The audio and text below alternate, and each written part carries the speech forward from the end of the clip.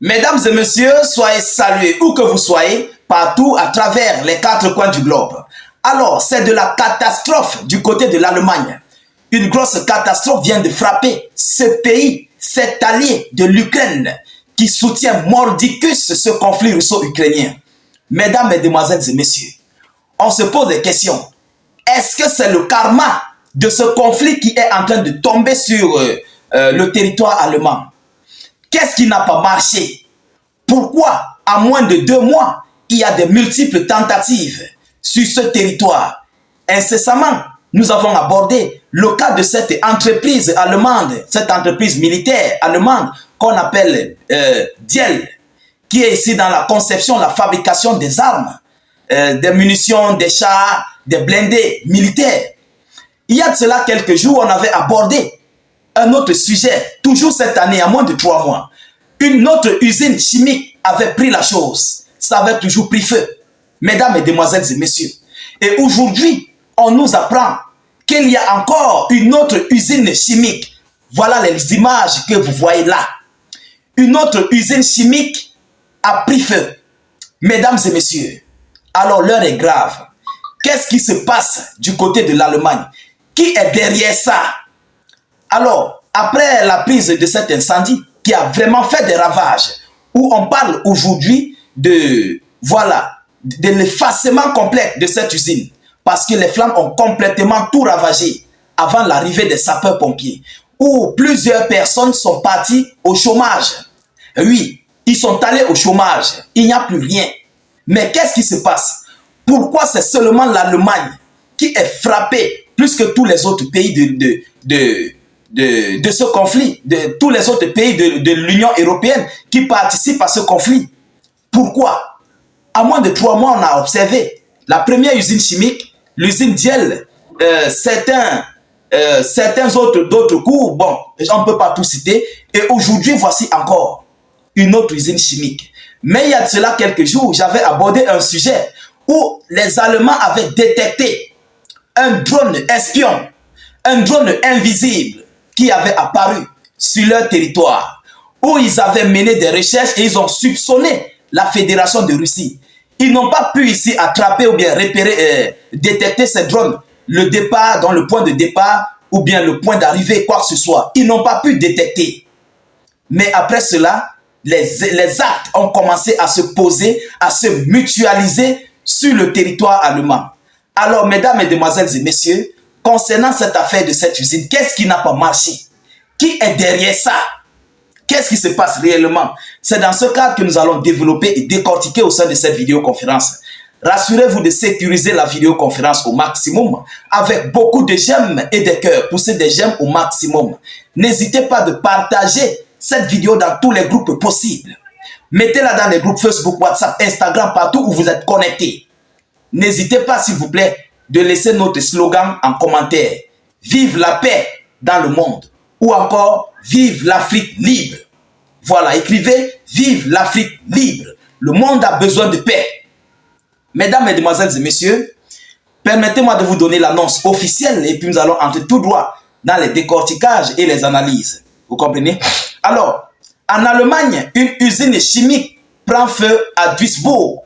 Ça se passe dans la ville de Duisbourg. Un violent incendie s'est déclaré le 10 septembre, donc hier, le 10 septembre, dans une usine chimique dans la ville allemande de Duisbourg, a rapporté le journal Bild, selon les sources. Alors, une épaisse fumée a recouvert la zone de l'incident et les autorités ont recommandé aux habitants des environs de ne pas ouvrir leurs fenêtres, fermer leurs fenêtres, ni les portes. Voilà, excusez-moi, hein, de ne pas ouvrir leurs fenêtres ni les portes jusqu'à ce que les autorités puissent maîtriser l'incendie. Mesdames, mesdemoiselles et messieurs, c'est une grosse catastrophe. Oui, vous connaissez lorsqu'on parle de l'usine chimique, c'est quelque chose que, voilà, ça étouffe, ça envoie au repos éternel. Lorsque vous respirez certaines composantes de cette usine, ça peut vous envoyer au repos éternel ou bien vous créer des anomalies dans votre corps. Alors, Qu'est-ce qui n'a pas marché? Qui est derrière ça? Selon les informations allemandes, ils sont en train de soupçonner la Fédération de Russie.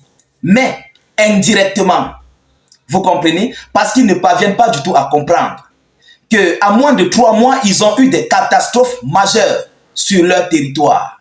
Alors, ils ne comprennent pas. Et jusqu'à présent, ils n'ont pas pu repérer qui est derrière l'affaire. Avec de multiples sécurités. D'abord, le personnel de sécurité. Il y a la police qui gère la sécurité, parfois même la gendarmerie. Et oui. Et tout le matériel utilisé là-bas pour la sécurité de cet incendie.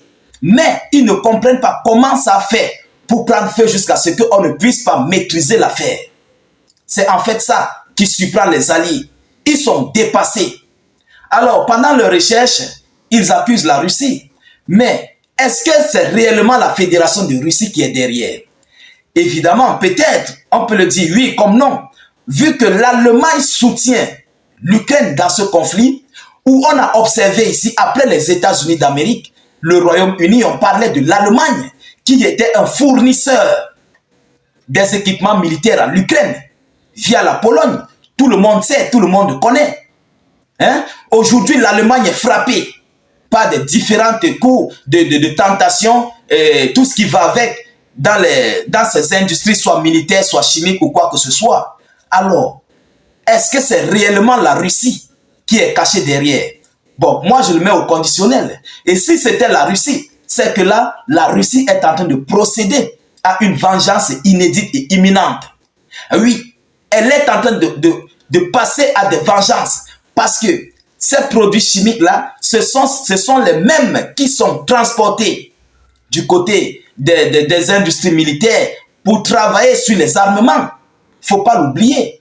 D'autres produits chimiques partent du côté de l'Ukraine pour travailler dans des bombes sales. Donc si c'est Poutine qui est derrière, je le mets au conditionnel. Je n'ai pas dit que c'est Vladimir Poutine. Je n'ai pas dit que c'est Poutine. Mais si c'est Poutine qui est derrière, ça veut dire qu'il sait pourquoi les Russes savent pourquoi ils ont émis cette catastrophe du côté de cette usine, du côté de Duisbourg. Vous comprenez? Alors, mesdames, mesdemoiselles et messieurs, nous continuons de suivre cette actualité de près. Nous ne manquerons pas de vous tenir informés de cette situation qui se passe du côté de l'Allemagne. Alors, ils sont en train de payer le karma au calamar. Ah oui, ils payent leur karma au calamar. Alors, je ne vais pas vous tenir en haleine.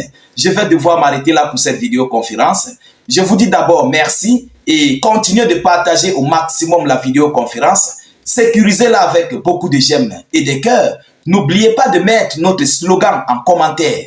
Vive la paix dans le monde ou encore vive l'Afrique libre. Partagez la vidéo dans tous les groupes possibles, WhatsApp, Facebook, Instagram.